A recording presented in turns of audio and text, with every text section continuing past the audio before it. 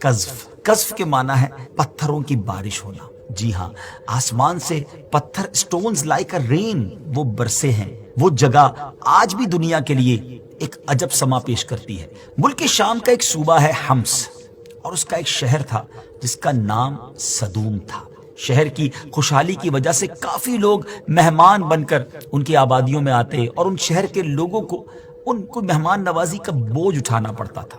انہوں نے جب دیکھا کہ بہت سارے لوگ ہمارے سٹی کو وزٹ کرتے ہیں اور ہمیں ان کی مہمان نوازی کرنی پڑتی ہے، تو اب وہ تنگ ہو چکے تھے۔ ایسے ماحول میں شیطان مردود نے اپنا کتنا خطرناک وار کیا کہ اگر تم لوگ اپنے مہمانوں کی آمد سے نجات چاہتے ہو، انہیں اپنے سے دور کرنا چاہتے ہو، تو ایسا کرو کہ جب بھی کوئی مہمان تمہاری سٹی میں آئے تو تم لوگ زبردستی اس کے ساتھ بد فعلی کرو۔ انہوں نے ایسا ہی کیا اور آہستہ آہستہ یہ قوم جو تھی یہ اسی برے کام کی عادی بن گئی۔ حضرت لوط علیہ السلام نے ان لوگوں کو برے فعل سے منع کیا، انہیں بتایا کہ یہ بہت سخت گناہ ہے۔ When the people of Lut refused to quit their evil actions، تو اللہ عز و جل نے پھر ان پر عذاب نازل فرمایا۔ حضرت جبریل علیہ السلام چند فرشتوں کو ساتھ لے کر آسمان سے اتر آئے، فرمایا کہ اے اللہ پاک کے نبی، آپ ایسا کیجئے کہ مومنین کو اور اپنی فیملی کو ساتھ لے کر صبح ہونے سے پہلے پہلے اس بستی سے دور نکل جائیں۔ حضرت جبریل امین علیہ السلام اس شہر کی 5 بستیوں کو اپنے پروں پر اٹھا کر آسمان کی طرف بلند ہوئے اور اوپر جا کر ان بستیوں کو الٹ دیا گیا۔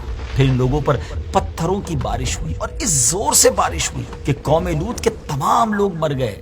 تو یہ پہلے بھی برسے ہیں اور قیامت سے پہلے برسیں گے۔ ناظرین ذرا سوچیں نا کہ یہ کیسا ان نیچرل بیہیویئر ہے، مرد کا مرد کے ساتھ برا کام کرنا۔ آج گیز اور لیزبینز کے حقوق کی بات کی جاتی ہے۔ یہ اللہ کے عذاب کو دعوت دینے والی باتیں ہیں۔ خدا را سمجھیے ایسی قومیں تباہ ہو گئیں، برباد ہو گئیں جنہوں نے اس طرح کے کام کیے۔